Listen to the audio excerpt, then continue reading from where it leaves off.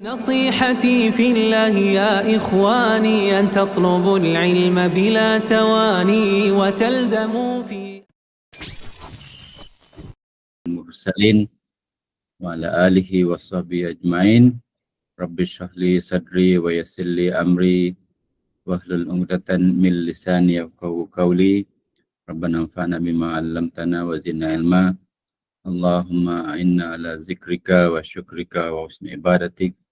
وصلى الله على نبينا Muhammad وعلى آله وصحبه وسلم. Alhamdulillah. Saya terima kasih kepada penganjur dan terima sekali saudara Muhammad dan Umar, dan kerana diberi peluang untuk berkongsi bersama-sama membaca kitab yang diberi tajuk Naf'ul Asqa Syarah Muamalat Abi Suja'. Dan saya diberitahu kali ini kita mula dengan online dan pengajian seterusnya insya-Allah secara face to face.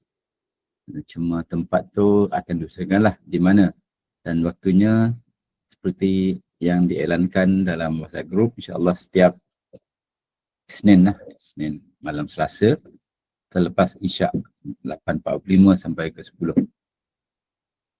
Saya diminta untuk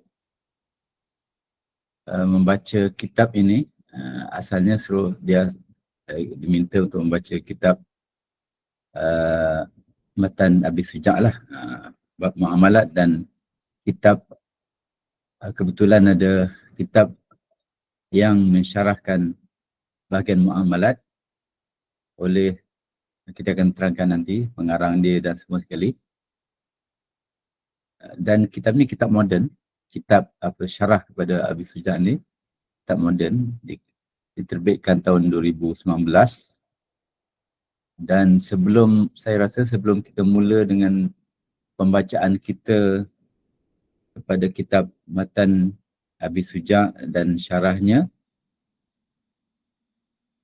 saya rasa bagus kalau kita mulakan dengan pengenalan lah tentang kitab Matan Abi Suja' ini sendiri. Mungkin ada yang dah ustaz lain ada yang dah baca, dah terangkan, tapi mungkin masing-masing ada input yang berbeza. Jadi saya akan cuba menerangkan untuk kongsilah kita kata sama tentang tentang pengarang ini dan syarahnya. Dan untuk pengetahuan, saya sebenarnya jarang kata-kata mengajar dalam bahasa Melayu. Adalah sekali masjid panggil UIA, panggil dulu mengajar di luar kan. Cuma ni student ini first time lah kiranya. Okay, sebelum kita baca tentang kitab ni, saya ada buat pembacaan lah. Sekarang ni kan masing-masing tahu kita boleh cari melalui AI kan. Jadi saya ada buat tanya beberapa soalan tentang pengarang, tentang sejarah penulisan dalam fiqh Syafi'i kaitannya dengan Matan Abi Suja'. Jadi malam ni mungkin kita tak akan baca lagi. Selama 1 jam saya rasa tak cukup kalau kita nak terus baca. Kebetulan kalau kita baca syarah pada kitab Matan Abi Suja' bab muamalat ni, dia punya mukadimahnya pun panjang dan sangat menarik tentang kepentingan muamalat. Berdasarkan pada hadis-hadis dan kata-kata sahabat, tabi'in. Okay, jadi saya mungkin kalau saya boleh share lah. Saya rasa boleh kot. Saya nak share. Okay.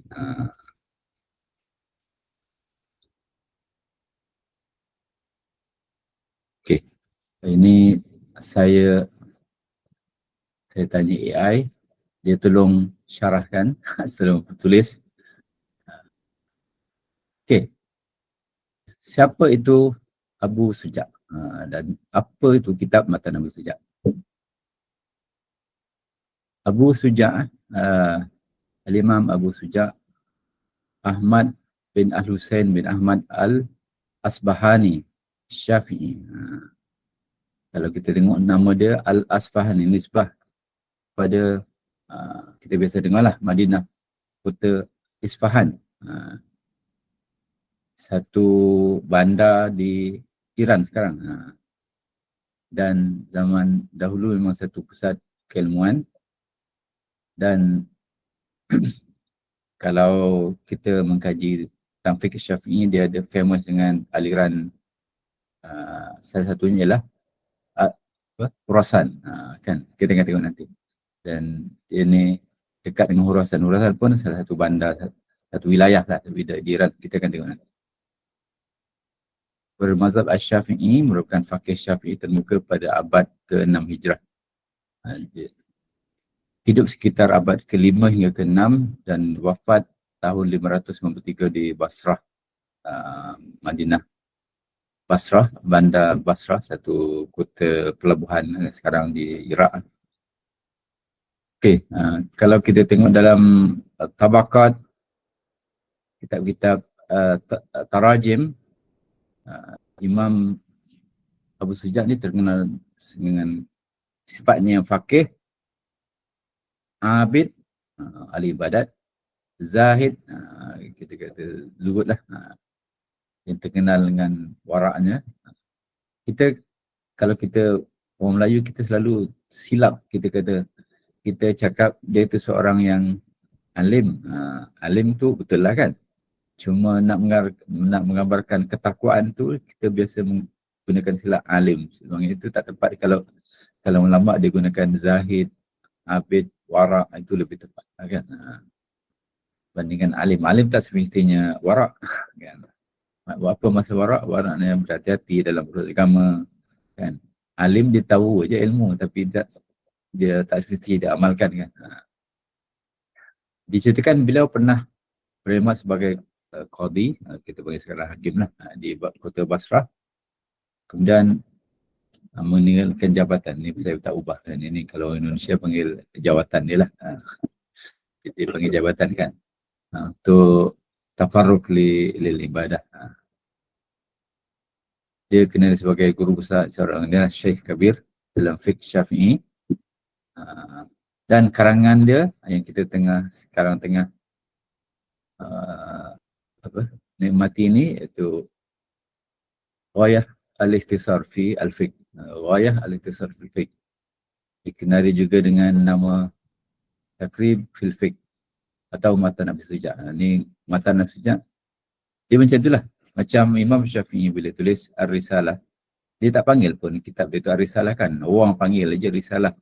Sempena dengan dia ketika tutuskan lah, dia hantar biasan permintaan, dia hantar surat-surat tu lah jadi yang dipanggil sebagai risalah kan. Tapi dia sendiri dia tak panggil ada nama-nama apa, dia panggil Al-Kitab gitu aja. Macam ni lah. Contohnya dalam Kifayatul Ahyar, Kifayatul Ahyar fi syarhi Ghayatul Ikhtisar. Kan, fi syarhi Ghayatul Ikhtisar. Jadi kita tahu nama salah satu nama yang matan mesti ialah Ghayatul Ikhtisar. Ada juga orang panggil dia sebagai Taqrib fil Fiqh, kan. Tapi yang famous ni Matan Abu Suja' lah. Matan Abu Suja'. Jadi ada 2-3 nama pada kitab ni. Dia meninggal di Basrah tahun 593 Hijrah. Kita akan tengok nanti apa kaitan dia dengan imam-imam sezaman, sebelum dia siapa, selepas dia siapa, especially Imam Nawawi. Imam Nawawi, kalau kita ingat, dia lebih kurang Imam Ghazali. Kita akan tengok nanti. Ini saya suruh AI buat peta. Dia kata kalau kita tengok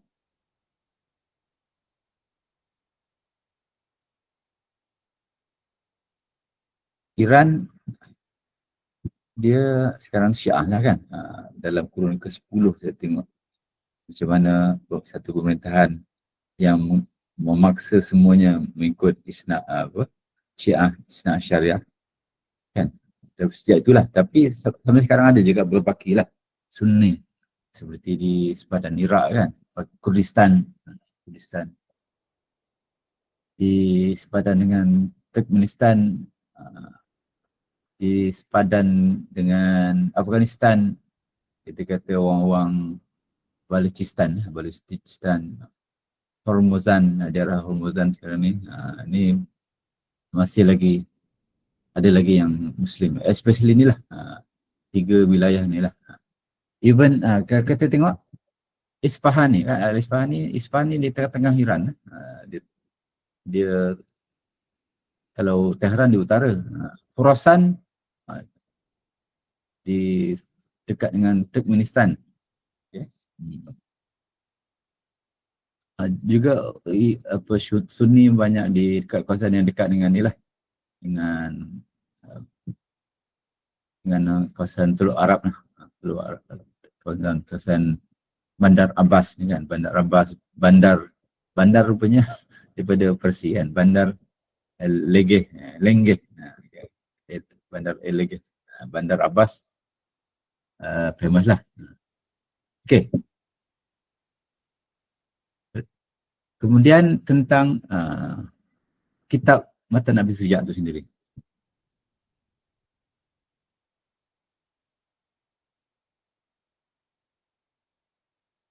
Okey, ada 3 nama: At-Takrib, Ghayatul Ikhtisar, Matan Abi Suja'. Saya betul tadi kan. Nama asal yang diberikan oleh pengarang ialah Takrib, digunakan oleh sebagian nasak oleh sebagian pensyarah, macam saya sebut tadi. Kifayatul Ahyar digunakan Ghayatul Ikhtisar.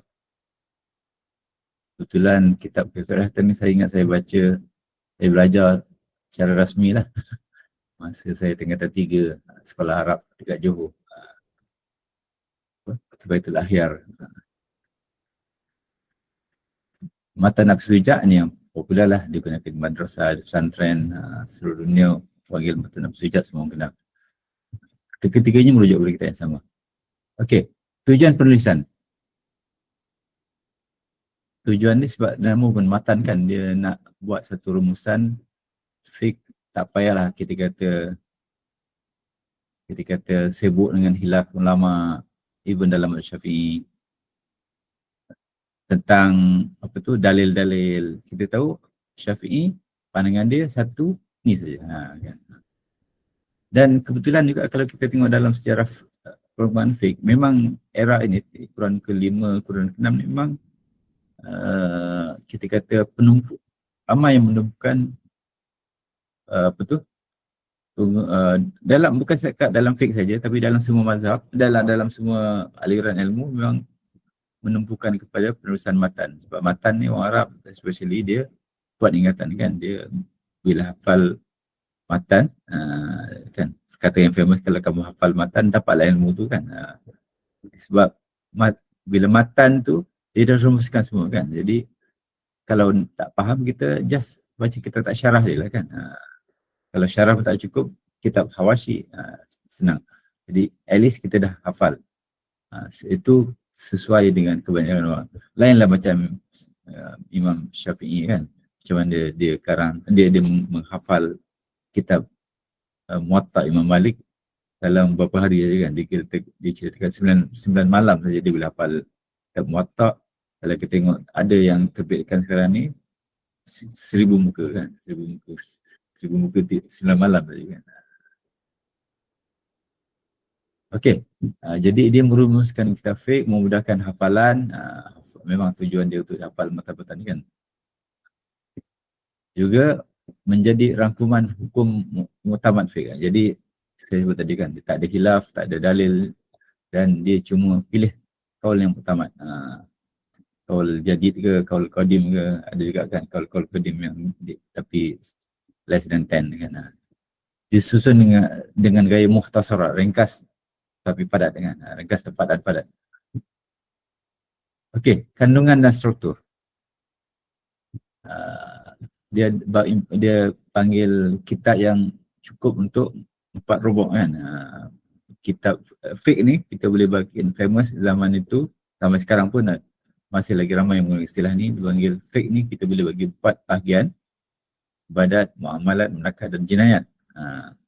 Cuma untuk kali ni kita pilih hanya muamalat. Muamalat, jual beli, ijarah, hibah. Tapi nikah atau talak ni pun kalau tengok dalam kitab ni sendiri tak ada sebenarnya kan. Tapi muamalat, setengah-setengah ulama dia panggil muamalat tu termasuk munakat. Tapi syarah ni, kitab ni kalau kita tengok dia tak ada bab muamalat, tak ada munakat, just muamalat saja, jual beli dan sebagainya lah.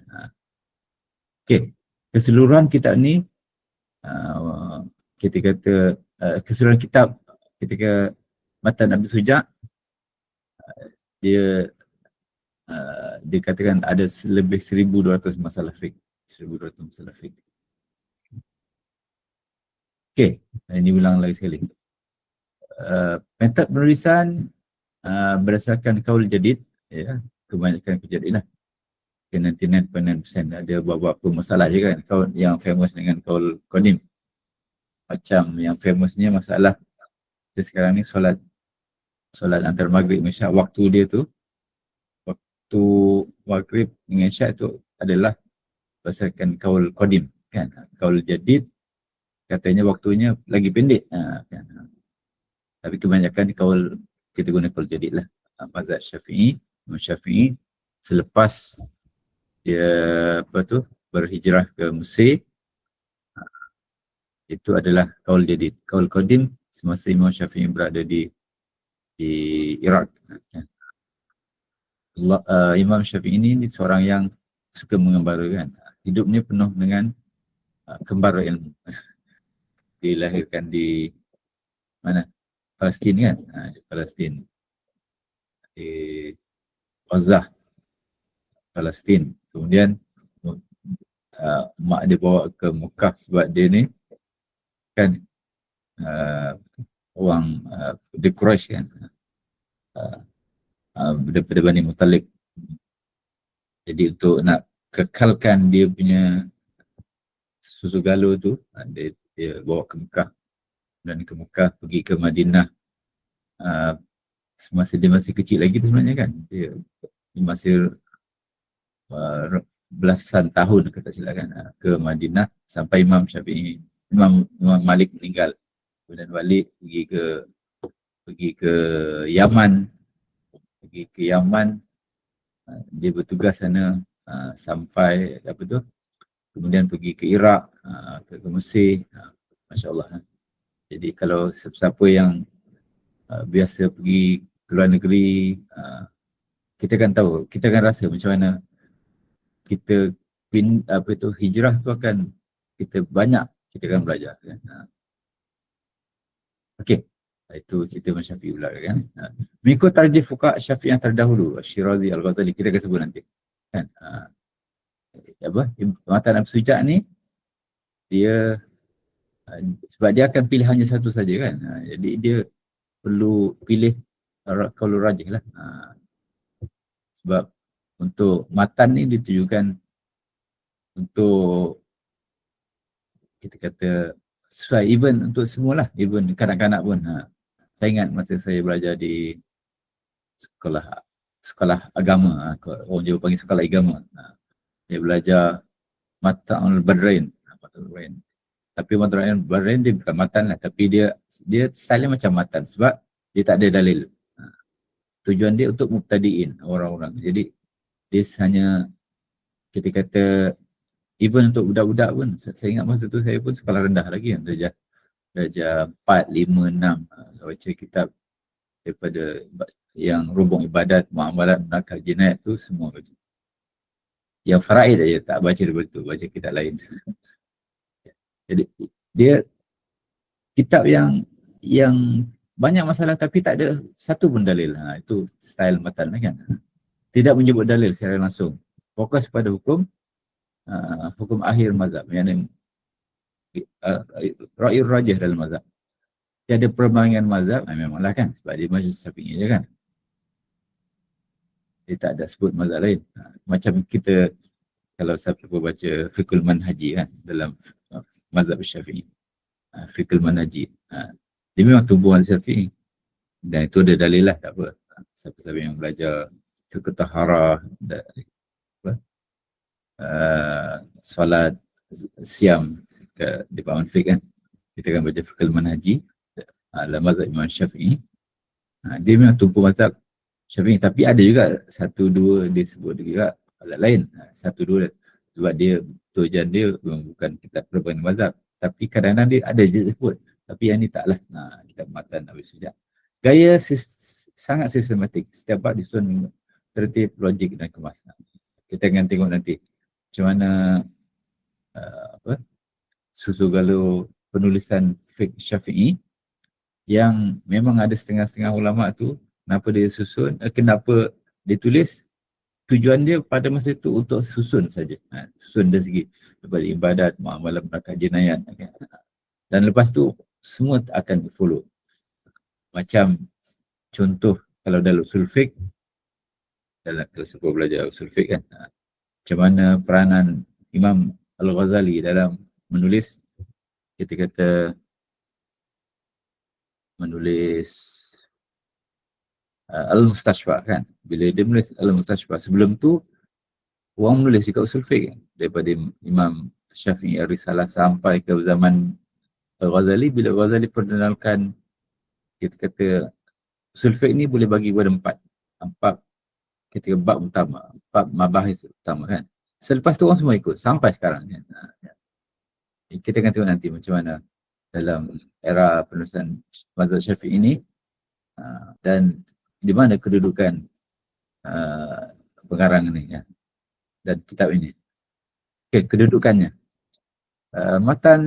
Kedudukan kitab Matan Abi Sujat antara matan fiqh paling banyak diajar di dunia lah. Standing dengan Takrib, At-Tanbih, Tanbih oleh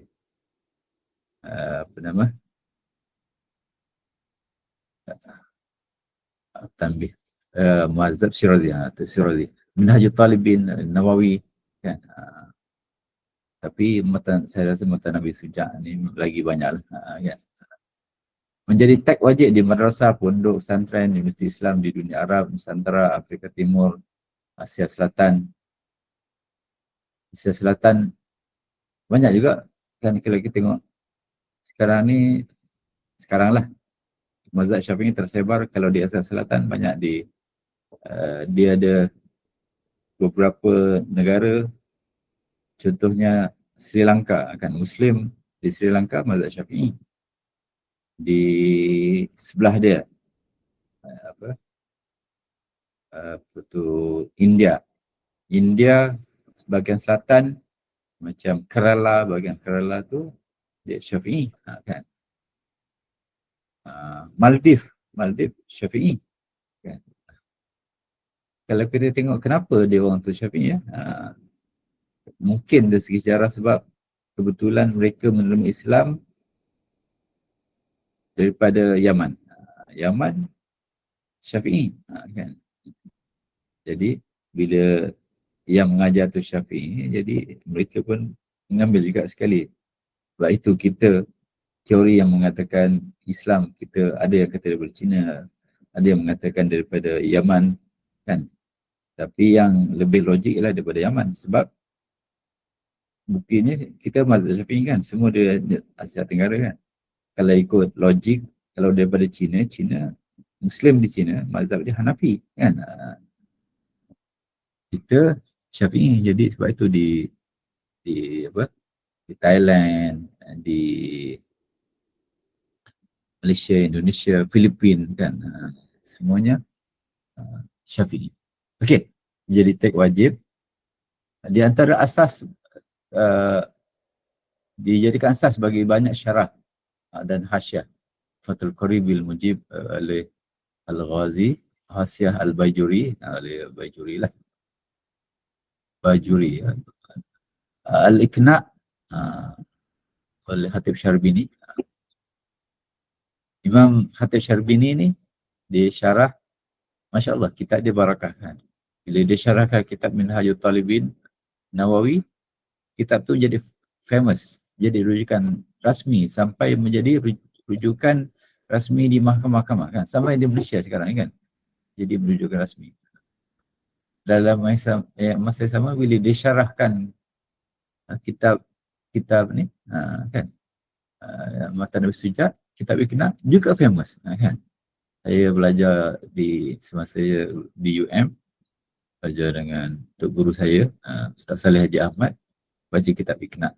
Sekarang ni pun di UIA, di law lah, tahun 5 dia orang akan baca kitab Iqna. Untuk beberapa subjek lah, yang tujuan dia untuk di samping kita belajar fiqh, macam fiqhul usra kan, fiqhul zawaj wa talaq, fiqh menakahat, dan sama sebab kita nak biasakan dengan kita turah juga, kita akan baca basic, antaranya lah kitab Iqna.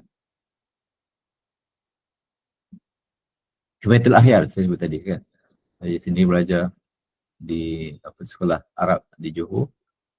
Ibtidaiyah kita orang baca Kifayatul Ahyar, tapi tak tahu sekarang, itu tahun 70-an, 80-an dan 80-an. Kifayatul Ahyar, kitab yang sangat, kita kata, sebab Matan Nabi Sujat ini susunannya sangat bagus. Jadi bila syarah pula, memang dari segi susunan, saya impress dengan susunan dia. Okey, keistimewaan kitab. Ringkas, tepat dan padat, sebab nama matan kan. Setiap hukum disebut dengan lafaz singkat namun merangkumi maksud yang luas. Sistematik dari segi susunan. Orang yang nak menyusun kitab-kitab mutun ni memang dari segi dari segi idea, dari segi logik, kronologi itu memang dia sangat bagus lah. Diterima di seluruh ulama, oleh seluruh ulama Syafi'iyah sebagai kitab muktabar, ya betul. Jadi pintu masuk untuk belajar beberapa kitab-kitab seperti At-Taqrirat, Al-Minhaj, Al-Majmu'.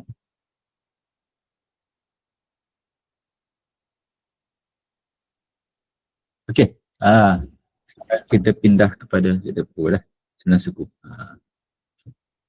Cukup lah untuk kita, sebelum kita harap kita minggu depan kita boleh baca terus kitab ini, kita intro dulu kan. Naf'ul Asqa', Naf'ul Asqa' syarah Muamalat Abi Sujat. Kita yang akan bacakan syarah kepada Abi Sujat ni.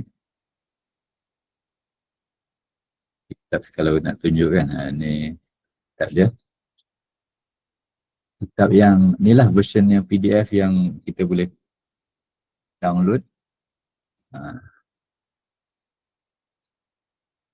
Tahun Naf'ul Asqa' syarah Muamalat Abi Sujat, terbitan 2019.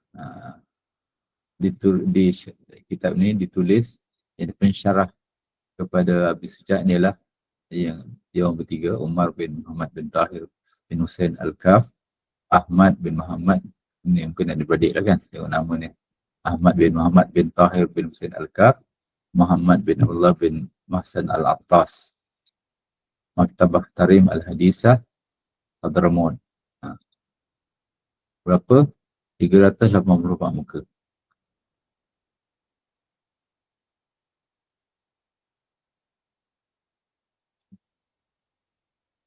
Okay, dia ada apa kenangan secara ringkas. Ini dia bagi penerangan ringkas lah tentang siapa Abi Sujat, tapi pendek je. Yang panjang ni dia punya mukadimah. Mukadimah pada inilah syarah ni agak panjang. Kalau kita tengok kandungan dia, ni sekali limpah kita tengok, dia tak moden lah, tengok ada sejarah. Kan tengok tadi. Ini kitab ibadat lah. Ini kan, ini kita muamalat kan. Ini ayan kitab yang moden. Tengok, Bayan al-Urbun. Kitab yang moden. Bukan kitab teks saja kan. Gaya moden. Okey. Kalau kita tengok dari segi maraji' dia macam-macam. Tengok. Awil Kabir, Imam Mawardi, Imam Rahman, Nihayatul Matlab, Al-Wasit, Tuhfat Murni, banyaklah. Al-Yaqutun Nafis mana tadi nampak? Saya baca masa saya matrik UM. Al-Yaqutun Nafis.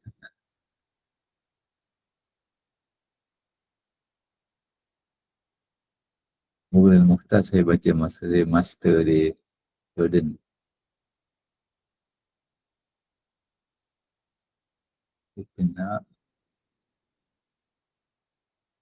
Okey, ini kandungan dia. Tengok memang malas saja.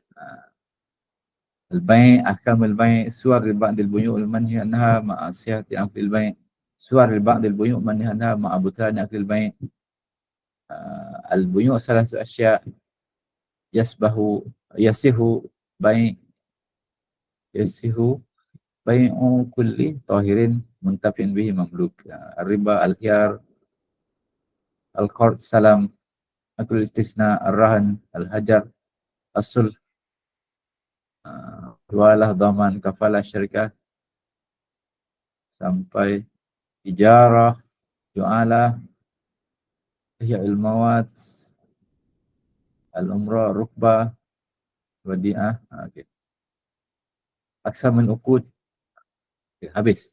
Maknanya dia memang 300 muka lebih tentang muamalah saja. Tak ada munakah, tak ada jenayah, tak ada apa. Okay. Kita balik kepada kitab ini. Kalau kita nak translate kan, naf'ul asqa, manfaat bagi seluruh negara. Naf'u, manfaat. Al-asqa, asqa ni jamak lah. Kalau kata asqa ni macam tempat, kan, negeri, kan, tu dia panggil asqa. Jadi dia translate, dia kata manfaat bagi seluruh negara. Syarah terhadap bab muamalat kita Abi Sujah. Okey, apa maksud naf'ul asqa? Maksud manfaat ke seluruh penjuru bumi. Asqa ni betul lah, penjuru bumi. Menggambarkan cita-cita pengarang agar perkara ini menjadi manfaat umum bagi pelajar dan masyarakat Islam dalam memahami hukum muamalat menurut mazhab Syafi'i. Okey, pengarang dia yang saya sebut tadi tu daripada orang-orang Hadramaut lah. Umar, Ahmad dan Muhammad.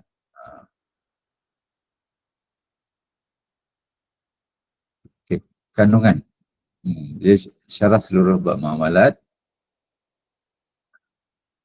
Saya sebut tadi.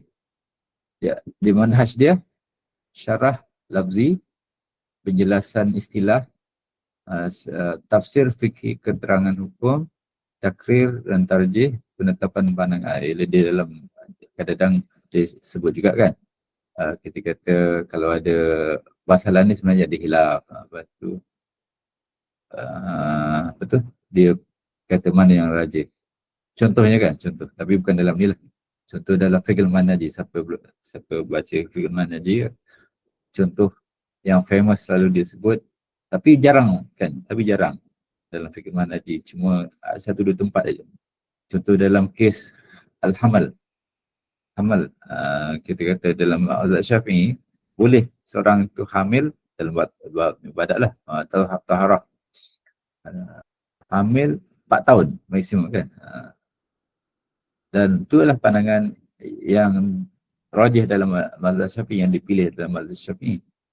Cumanya sebab pandangan ini bertentangan dengan realiti sekarang, dia sebut juga key lah kan, pandangan kedua dalam mazhab Syafi'i, untuk kita kata nak selarikan dengan pandangan Syafi'i dengan realiti semasa lah.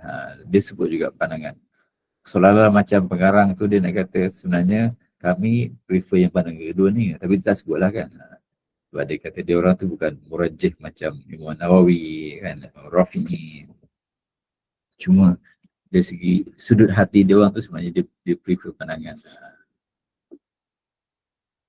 Macam ni lah. Dia kata kalau ada apa-apa dia akan sebut dalam syarah dia lah, pandangan-pandangan yang mungkin tak sesuai. Okey, kalau ikut sebenarnya berdasarkan pengamatan saya lah, mazhab Syafi'i ini dalam bab muamalat kita kalau realiti di Malaysia, sebelum kita masuk, kita baca, nanti kita tengoklah, ini pandangan umum lah.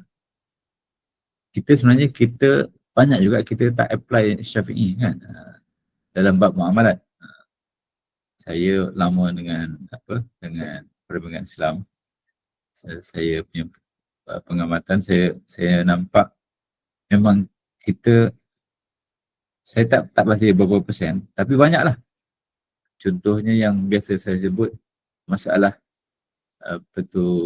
dalam kehidupan seharian kita ialah kita kata ijab wal kabul dalam muamalat kan. Kita kalau ikut Syafi'i, kita beli di 7E katakan, di mana-mana tu kedai, kita bila pergi kaunter kita beli barang, sebenarnya kita dalam Syafi'i hanya yang sahnya, yang tak ada khilaf ialah ijab kabul tu mesti kauli kan, dengan lafaz saya jual, saya beli, itu tak ada khilaf lah, memang sah. Tapi kalau realiti sekarang mana ada, kecuali kita beli di pasar malam kan, menjual tu saya jual lah cik, saya pun beli, itu memang tak ada khilaf sahnya. Tapi kalau sekarang ni dia panggil banyak ta'ati, kita enggak mungkin, kita akan tengok nanti kan. Banyak ta'ati maksud kita just serah dan terima kan. Penjual serah barang, kita pun serahkan duit, jadi lepas tu kita beredar kan. Itu ta'ati. Kalau ikut Syafi'i tak sah lah, tapi jumhur sah. Itu maknanya kita dah tak ikut lah mazhab itu satu kan. Dalam perbankan Islam macam-macam kita kan. Kita akan tengok. Okey. Itu takkid tarjih, penetapan pandangan utama dalam Syafi'i. Maknanya dia akan sebut, kita kata nanti kan, adakah dia akan sebut kalau pandangan dari khilaf, dia akan tarjih ke dalam syarah tu, kita akan tengok. Takrib tasbiti tatbiqat mu'asirah. Okey, betul. Kita tengok dari macam mana istilah-istilah raja-raja dan contoh-contoh kan, dia akan kata berilah kitab pun, kitab 2019 kan, jadi kitab yang baru dan dia punya aplikasi muasir. InsyaAllah kita kitab yang bukan, walaupun Habib Sujat dikarang tahun kurun ke-5 dan ke-6 kan, tahun 500-600, tapi bila ada syarah macam ni, kita akan tengok macam mana fiqh tu berkembang dan kita boleh diaplikasikan sepanjang zaman lah. Metod penulisan, ini pun sama juga lah, sama yang terjadi, sebab matan dia akan pilih qaul muktamad dalam mazhab Syafi'i, syarah pun dia akan ikut gaya yang sama lah. Dalil dia ada sebut secara ringkas apa perlu. Saya tengok kalau siapa-siapa nak kita nak matan Sujat ni, tak ada dalil. Ada juga penulis yang menulis khas untuk dalil kan. Ada syarah yang khususkan tentang kata sebutkan dalil kan, just untuk dalil. Masalah ni lepas tu dia sebut kat bawah dia dalil. Kita akan tengok nanti dalam dalam Maktabah Syamilah ada menyebut dalil secara ringkas bila perlu dengan keterangan rasional taklil, menyediakan contoh praktikal kontemporari, tidak membawa perbahasan mazhab bab lain kecuali jika memberikan nilai perbandingan jika perlulah. Menggaikan gaya klasik fiqh dan pendekatan akademik moden. Kitab yang kita baca ni syarah kepada Habib Sujat sekarang ni, campurlah dua-dua, sebab orangnya orang moden kan. Ciri-ciri istimewa, syarah moden dan fokus, hanya membincangkan bab muamalat. Kita tengok tadi kan, jadikan mudah untuk pengurusan pengajian ekonomi Islam. Bahasa fiqh yang terjaga, tetap ialah istilah-istilah fiqh ni kita akan jagalah. Macam kalau orang fiqh, dia dah terbiasa dengan gaya fiqh, bila dia baca kitab-kitab daripada aliran lain kan, dia akan Kadang-kadang dia tak ada yang lari kan. Kita fake ni ada gaya dia sendiri kan. Dia sertakan dalam penerapan semasa. Menghubungkan fake lama dengan isu kontemporari. Kan. Okey. Yang ini ni, okey, yang ini yang saya rasa kita ada setengah jam lagi. Mudah-mudahan cukup lah waktu. Saya nak cuba cerita sebelum kita masuk baca kitab Matan Abi Sujak ni. Kita nak tengok dari segi dia punya flow dia kan. Kita punya world view tentang penulisan fake ni, dia kat mana kan? Kedudukan dia. Dia bandingkan dengan bandingkan dengan macam kitab Minhajul Talibin Nawawi. Okey. Saya suruh AI susun. Dia susun pun ada beberapa pasal ni. Kepada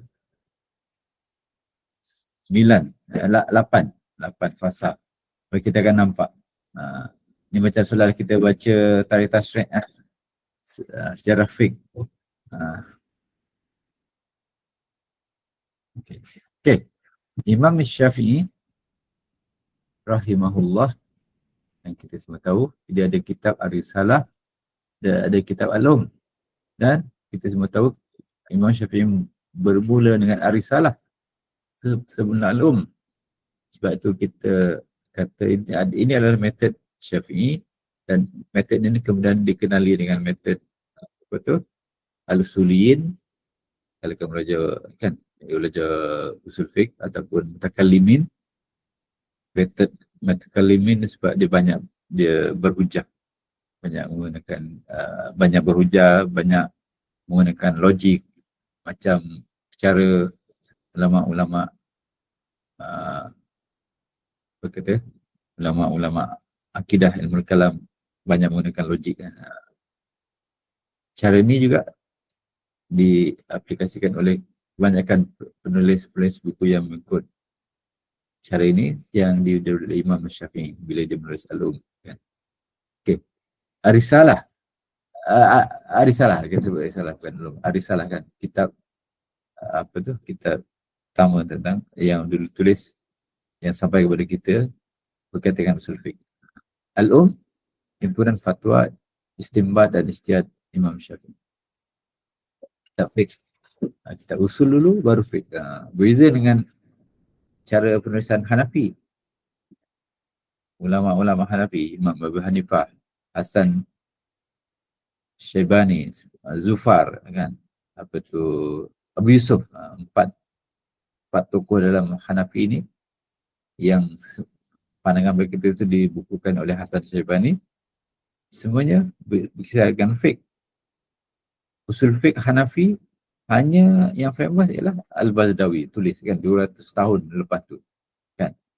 Jadi orang soalkan, adakah ulama-ulama Hanafi ni dia menulis berijtihad tanpa usul fiqh ke? Sebenarnya taklah, cuma dari penulisan secara rasmi dia kemudian bandingan Syafi'i. Soalnya Imam Syafi'i dia buat usul dulu, buat formula dulu kan, barulah dia menulis berijtihad kan. Lepas tu cara Hanafi ni dikenali sebagai tarikatul fuqaha, seolah-olah macam dia mula dengan fiqh dulu kemudian baru usul. Imam Syafi'i dan pengikut dia dan school of thought dia, cara dia ialah dia mula dengan usul fiqh, lepas tu dia dikenali dengan tarikatul usulin kan. Okay. Ini cerita fiqh lah kan. Fiqh bersumberkan Al-Quran, Sunnah, Ijma' dan Qiyas, menyusun kaedah usul dan cabang fiqh secara metodologis. Ya, betul kan. Bila dia mula dengan usul fiqh, kita nampak macam Imam Syafi'i ini memang seorang yang ada metodologi yang jelas. Saya selalu sebut dalam kelas kelas usul fiqh saya. Secara simple kata usul fiqh ialah metodologi, research metodologi untuk fiqh. Usul, nama apa usul fiqh kan? Saya sebut ada kawan saya, seorang haji, seorang peguam lulusan London, kan? Bila dia first time dia belajar usul fiqh, dia dah lama dah jadi peguam, kes dia pun ada company yang besar, kan? Dia handle kes-kes kita kata bank negara dan sebagainya, kan? Kemudian dia dalam Islam banking, dia belajarlah datang UIA di IBF. Bila dia first time dia belajar usul fiqh, dia kata, Masya Allah, dia kata saya tak pernah fikir ulama Islam ada ilmu macam ini, kan? Ilmu, kan? Itulah dia usul fiqh, adalah research metodologi kepada fiqh, kan? Itulah macam mana kita kata untuk kita kata beristiad secara yang betul, perlu ada metodologi. Usul fiqh itu ada metodologinya. Kita perlu pada Quran, Sunnah, kan? Macam turut istinbat. Itu even kalau kita kata siapa-siapa belajar undang-undang, kan, di negara Arab, siapa yang pernah kita kata ke negara Arab, dia panggil undang-undang ni kuliatul hukuk, kan, dia akan belajar usul fiqh. Walaupun belajar kita kata undang-undang konvensional, kan, undang-undang sivil, tak ada kaitan dengan Islam, tapi usul fiqh dia tak belajar sebab dia tak ada ilmu tu. Tak ada ilmu, dia terpaksa guna usul fiqh, especially bab turut istinbatil ahkam lah, kan. Khawas mutlak muqayyad itu semuanya sangat berguna untuk dia orang, kan. Okey, membezakan antara dua mazhab Qadim wal Jadid, kepentingan meletakkan asas metodologi tarjih mazhab. Okey, tak apalah, itu dari segi kita kata kita mula fasa pertama Imam Syafi'i bila 100 sampai 2000 204 Hijrah, 150 sampai 204 Hijrah. Okey, selepas itu Imam Syafi'i meninggalkan anak murid, especially Muzani lah. Kalau mazhab Hanafi, dia ada Hasan Syaibani yang compile pandangan-pandangan dia. Dan dalam Al-Syafi'i, Imam Al-Muzani lah, Ismail bin Yahya Al-Muzani, murid Imam Syafi'i yang kita kata mengumpul pandangan-pandangan Imam Syafi'i. Cuma persoalan, kan, Imam Syafi'i ni ada Ar-Risalah, ada Al-Um. Kenapa perlu pula anak murid dia buat kitab lain, kan? Kita kata, okey, Imam Syafi'i dia menulis Ar-Risalah, menulis Al-Um, kan? Dan Imam Syafi'i ni kalau kita even Risalah pun ada banyak version. Version di Iraq, version di Mesir, yang sampai kata version di Mesir, kan? Kan?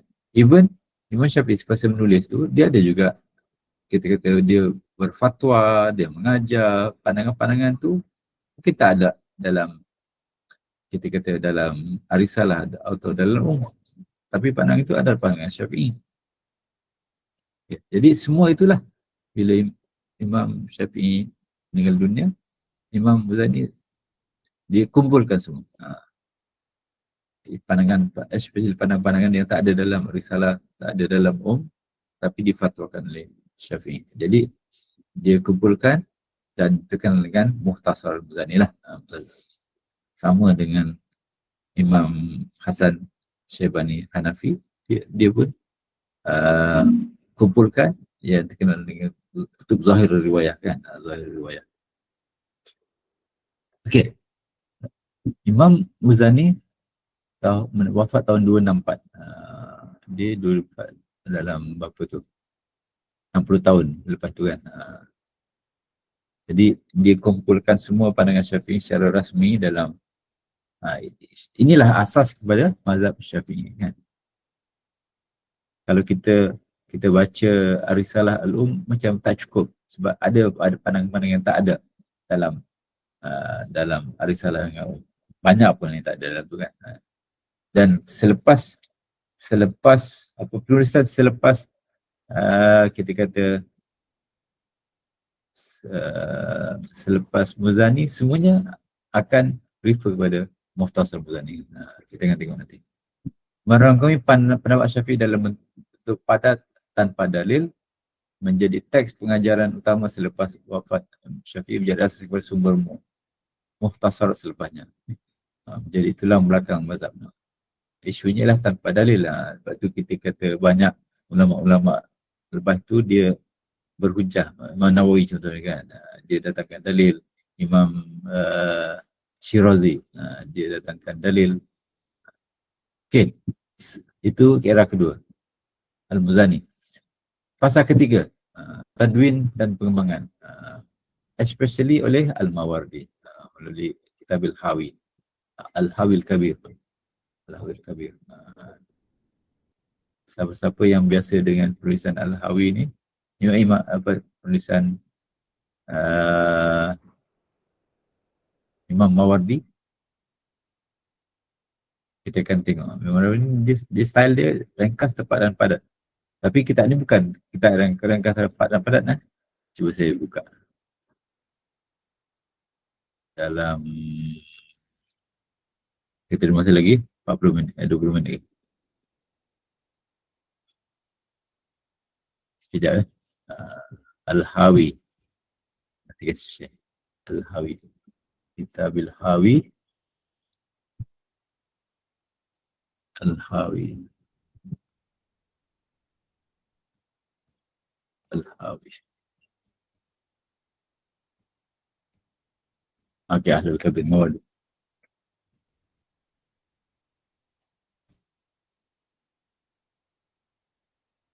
Semua jilid. Dia bukan kecil bukan kita kecil. 19 jilid. Al-Hawi Kabir fi Fiqh Syafi'i oleh Imam Mawardi, Basri, ulama Basri kan. Al-Hawi Kabir min mawsu'at kutub mazhab Syafi'i. Qad syarah fi Imam Mawardi kitab Mukhtasar Muzani. Wa huwa min ahamil mukhtasar fil mazhab Syafi'i. Correct tu. Dia ulama tahun bila? Sini tak ada. Baik. Tahun 450. Okay. Waqad syaraha fi Imam Mawardi kitab Mukhtasar Muzani wa huwa min ahmil mukhtasarat fi mazhab Syafi'i. Waqad istafada al-Mawardi fi syarhi ta'silan wa tafri'an. Okey. Kitab Hawil Kabir ni dia baru saja cetak, dari segi kita kata ada dekat library kan, baru aja. Baru dengan masa tahun 90-an. Belum ni makhtutat. Makhtutat. Yang penting kita tengok tadi dia syarah ke main 19 jilid. Okey. Wa qad istafada al-Mawardi fi syarhi ta'silan wa tafri'an mubayyinan al-aqwal wal wujuh mu'tad ar-rajih minha wal mu'tamad. Mu'tamad zaman dia lah, sebab setiap era ulama tu akan cuba tarjihkan. Sekarang ni di dunia Islam sekarang ni kita banyak berkembang kepada tarjih oleh Imam Nawawi lah, dan Rafi'i kan, banyak tarjih dengan maksud bila kita kata dalam fatwa kita banyak refer pandangan Nawawi, dalam perundangan kita refer apa pandangan Nawawi kan, Imam Nawawi, itu maksud tarjih kan. Tapi apa maksud dekat sini tarjih? Zaman itu bila Imam Nawawi tarjih dan ulama masa tu gunakanlah.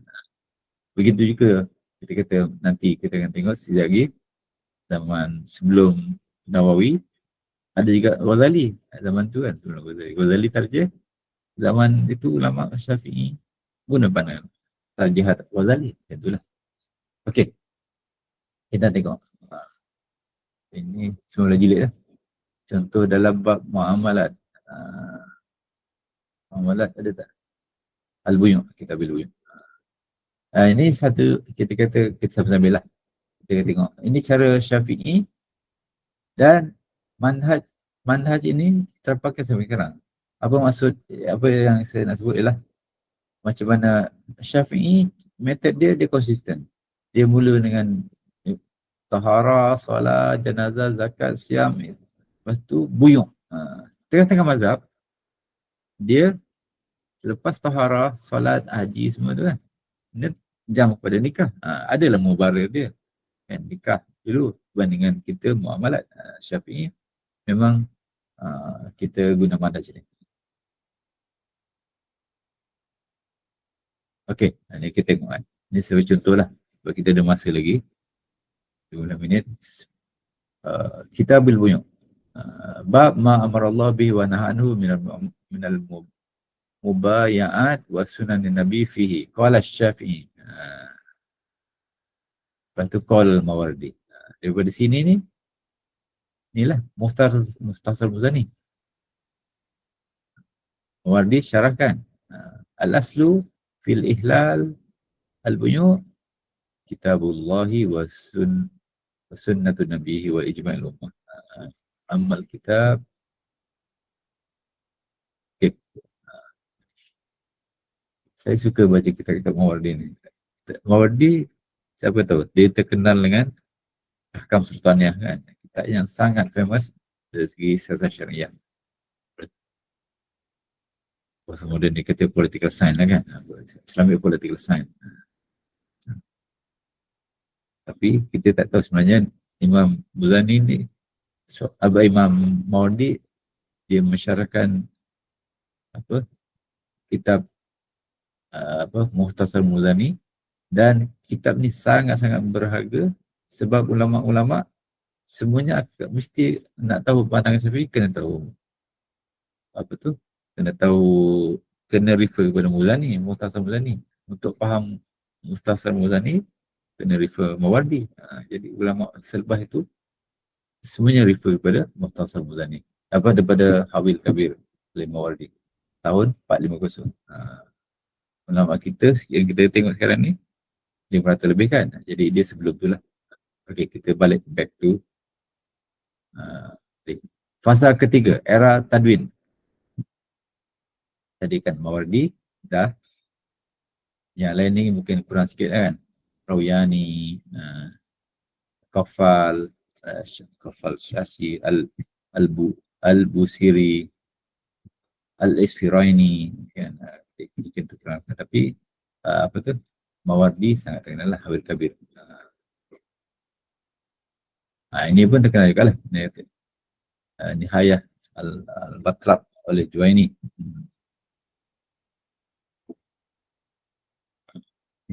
Dia, kita akan tengok nanti, rasanya macam dia kan. Dia ada School of Thought Syafi'i ni, dia ada satu di Iraq, satu lagi di macam penulis mataram sejak, dia Iran, kata Isfahan tu ada School of Thought lain kan. Dan dua tu School of Thought yang berbeza kan. Kita akan tengok nanti, mungkin saya rasa macam ada dalam ni. Okay. Ciri penulisan, menyusun semula fiqh Muzani dengan uraian dalil, hilaf dan tarjih. Kita tengok tadi kan, sekarang imbas macam mana dia Mukhtasar Muzani dah tulis, kemudian dikembangkan, disyarah lah. Ada juga menyebut beberapa mazhab untuk menguatkan hujah, especially biasanya antara Hanafi dan Syafi'i lah.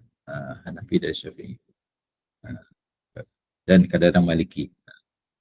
Hambali, kalau berzaman era tu sebenarnya Hambali dia tak banyak lagi. Biasanya perbandingan dengan mazhab fiqh era-era masa ni ialah tiga mazhab. Syafi'i, Hanafi dan kadang-kadang Maliki. Kepentingan fasa ini menjadikan mazhab berdiri sebagai fiqh tersendiri, bukan lagi fatwa individu. Jadi dia, kita mazhab lah, mazhab dia bukan fatwa Syafi'i.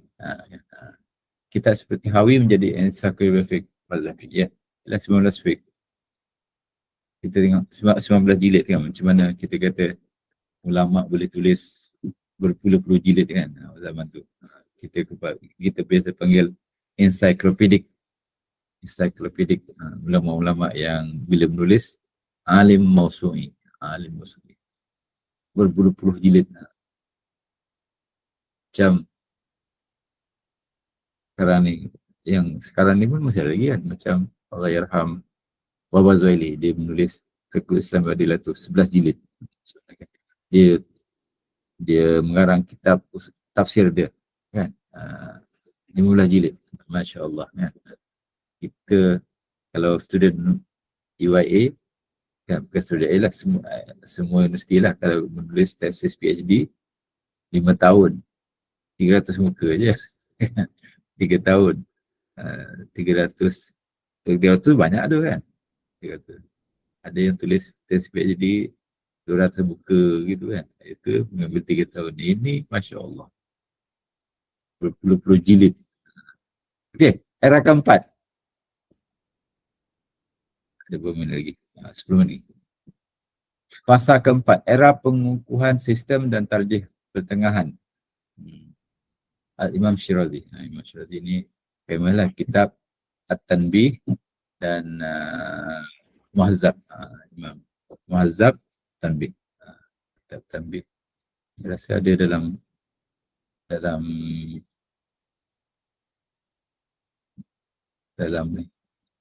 Tanbih. Tanbih.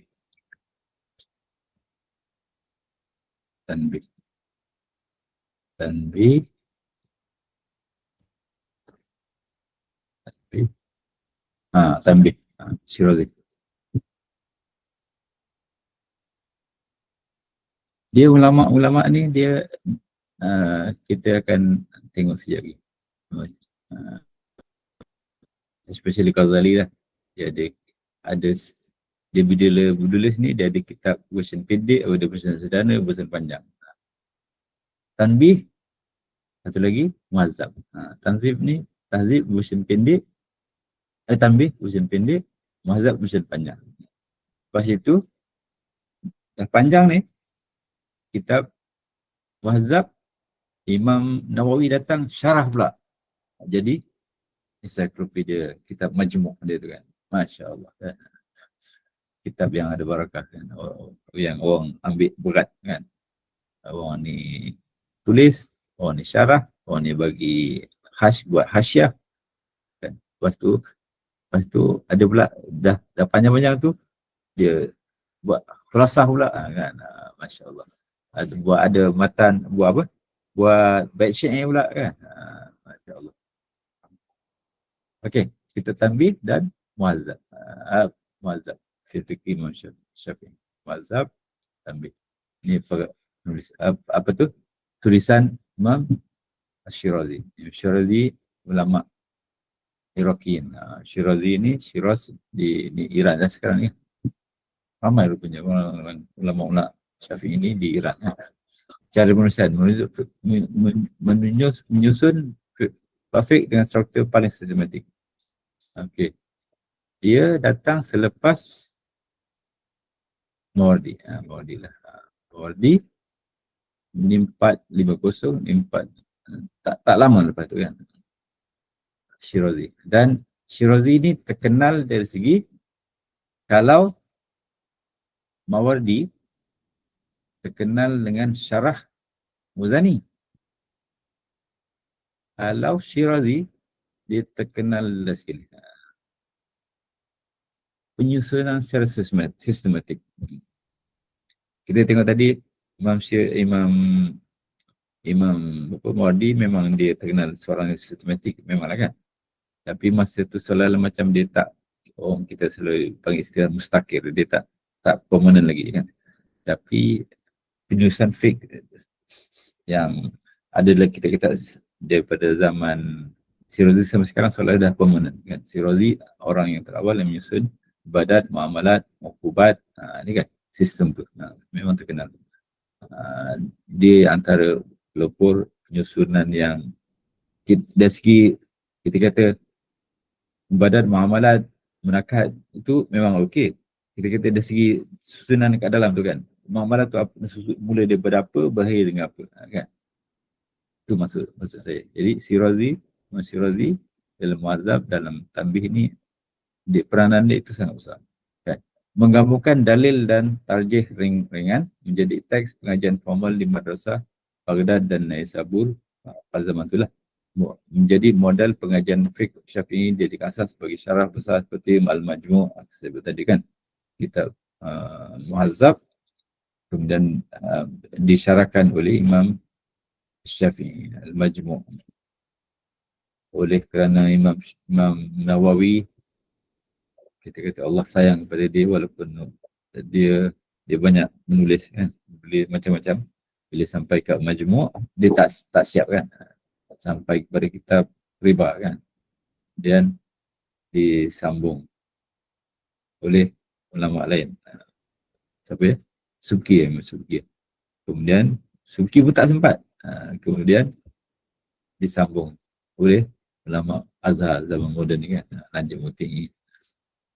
Pada tiga apa, barulah siap Suki.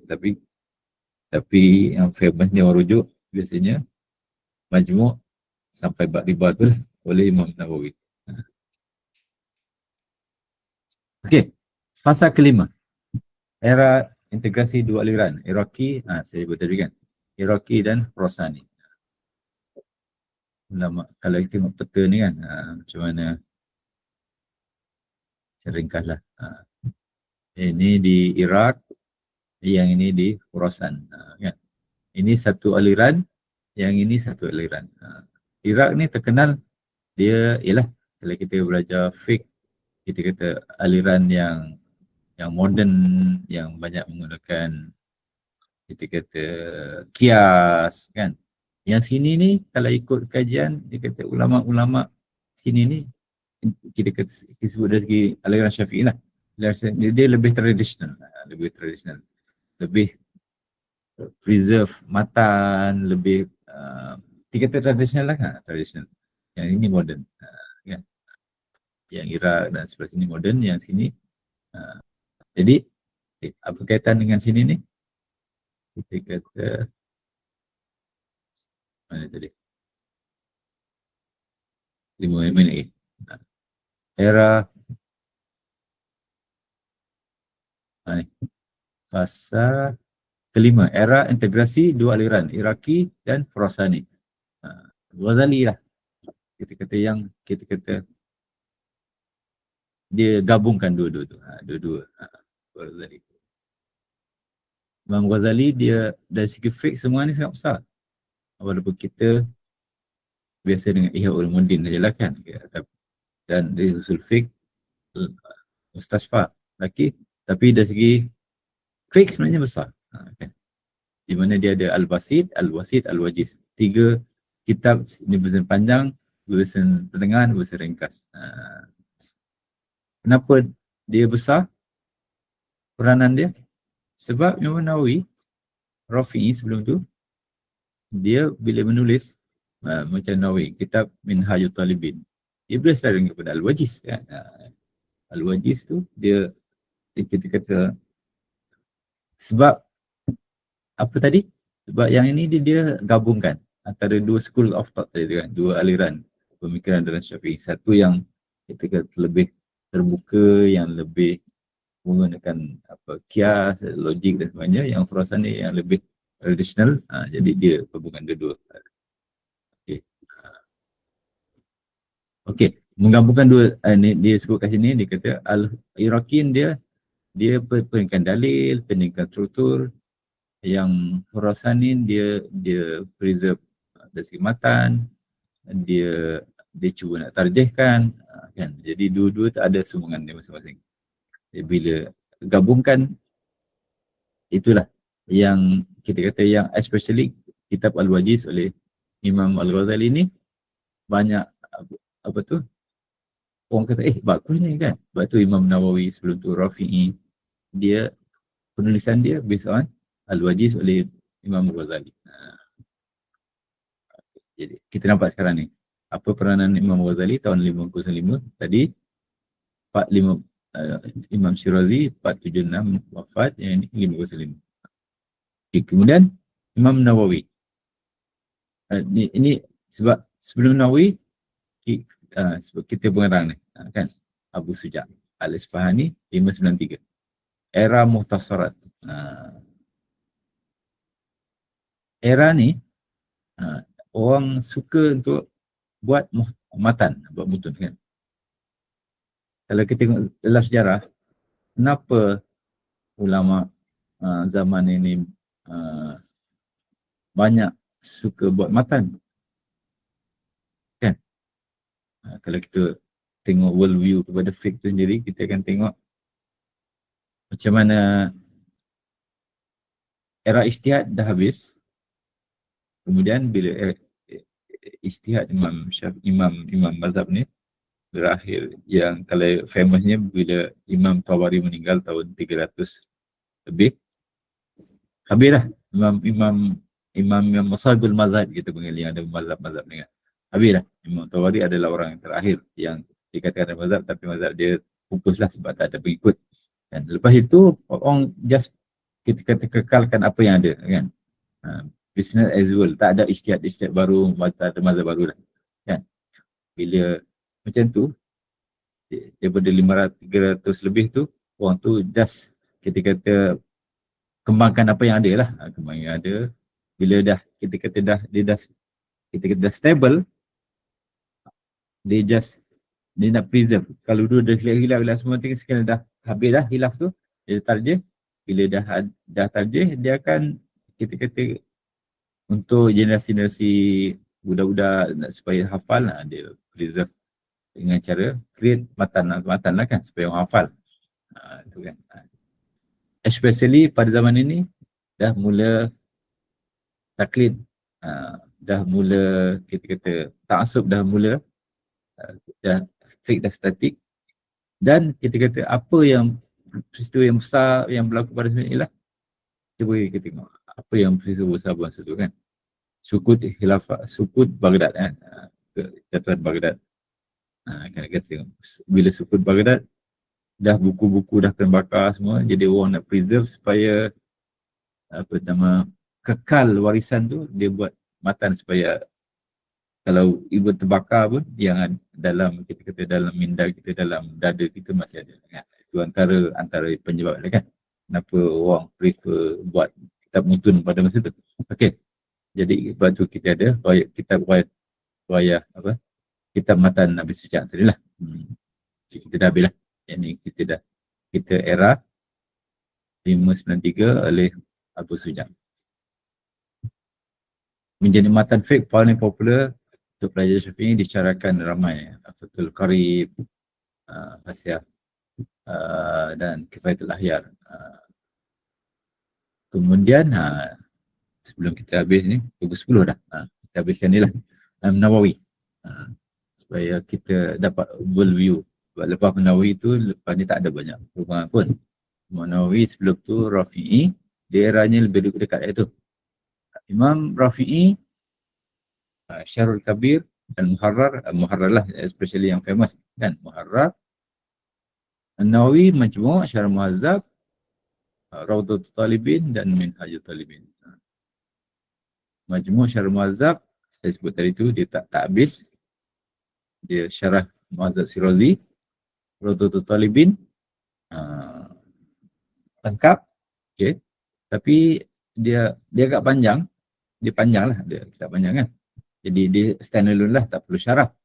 Jadi cuma banyaknya ialah Minhajul Talibin. Banyak yang sampai sekarang orang refer ialah Minhajul Talibin, especially kita kata sebab Imam Nawawi ni tarjih kan, dia kata tarjih yang sampai sekarang kita boleh gunakan. Beza dengan yang tadi tu, tarjih yang sesuai pada zaman dia kan. Lepas itu orang tarjih lagi, keep orang tarjih. Tapi tarjih yang kekal sampai sekarang ialah tarjih oleh Imam Nawawi, penerusan oleh Imam Rafi'i kan. Okay, especially kitab Minhajul Talibin. Kita kata tadi dah dalam Muhtasar Matan Nabi Sujak yang kita baca, dah ada tarjih. Ada beza ke? Mungkin yang asas tu kita tak nampak kan, tapi bila kita tengok isu-isu yang lebih kompleks, lebih detail, lebih yang kecil-kecil kan, sebab dia kitab Matan Nabi Sujak ni ringkas kan, jadi dia banyak yang isu pokok-pokok je, yang kecil-kecil tak ada lah kan. Jadi siapa yang tarjihkan? Imam Nawawi, Minhajul Talibin. Sebab itu kata ulama selepas itu banyak penulisan dia imam syarah, buat hasyiah, buat matan lagi sekali kan, Minhajatul Talibin, lepas tu jadi Manhajatul Tullab, guna syarah ke syarah lagi, macam itulah. Minhajatul Talibin, syarah dia Masya Allah banyak kan. Mughnil Muhtaj, Mughnil Muhtaj fi Syarhil Minhaj, Nihayatul Muhtaj fi Syarhil Minhaj, dan sampai inilah, banyak sangat yang nak sebut kan. Penulisan menyaring semua kaul dan wajah dalam perlu menetapkan kaul muktamad dan minhaj menjadi kitab standard fiqh Syafi'i, asas bagi semua syarah selepasnya. Tuhfatul Muhtaj, Nihayatul Muhtaj kan, contohnya Mughnil Muhtaj. Okey. Kemudian pasca tarjih, ini lagi dah terlajak dah 4 minit. Okey. Ibnu Hajar Haytami dan Imam Ramli, Tuhfah Al-Muhtaj, Nihayatul Muhtaj. Imam Nawawi,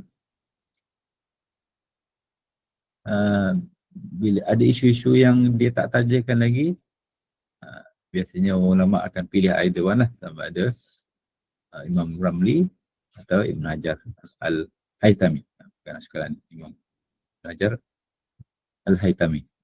Menjadi 2 cabang tarjih akhir mazhab Syafi'i sampai sekarang. Mazhab kemudian dibagi kepada Tariq Al-Yaman, ikut Ibnu Hajar, Tariq Misr ikut Ramli kan. Kalau ulama Yaman dia banyak prefer ni lah, especially ulama Hadramaut kan, guna Ibnu Hajar. Kita belajar di apa nama, di Azhar, bahasa apa, Mesir pun Syafi'i. Kita banyak guna Ramli lah, pandangan Imam Ramli, Nihayatul Muhtaj. Kedua-duanya syarah Minhajatul Talibin. Okey, itu ringkasan. Wallahu a'lam. Ini kalau nak buat AI tolong ringkaskan pada beberapa era ni. Kurung kedua, asas. Kemudian datang Imam Muzani, kurung ketiga lebih kurang. Kemudian datang Mawardi, Al-Hawi, dia tulis tak betul kan. Kemudian datang Imam Syirazi, especially kitab apa, Muazzab. Kemudian datang Ghazali, especially kitab Al-Wajiz kan. Datang yang kita tengah sebut ni lah, kita mengambil manfaat daripada juhud Imam Abu Sujat, kitab yang pada zaman itu ulama banyak menulis tentang apa, muhtasarat. Kemudian dari segi tarjih kita guna Nawawi dan Ar-Rafi'i. Kemudian datang apa, Imam Ibn Hajar dan Ramli, beberapa isu yang still ada khilaf, masing-masing ikutlah. Saya sebut tadi kan, Ibn Hajar dia more preferred by ulama Yaman. Kita Syafi'i, kita kalau ikut, kita belajar di Azhar, banyak guna Ramli lah, Imam Ramli. Wallahu a'lam bissawab. Ini kita akan baca minggu depan, InsyaAllah, mukadimah kepada kitab Naful Asqam. Dari ringkasan tapi panjang ni dan sangat-sangat bermanfaat, especially dari segi kita kata kepentingan muamalat berdasarkan kepada hadis. Beberapa hadis kan, banyak hadis juga kalau ulama. Wallahu alam. Balik kepada pengurusi ke ada apa-apa pertanyaan ke dari semua peserta? Okay. Jadi kalau tak ada, kita boleh tangguh dulu dan tasbih kafarah. Subhanallah wa bihamdihi, asyhadu an la ilaha illa anta, astaghfiruka wa atubu ilaik. Jazakumullah khairan kepada Dr. Fuad.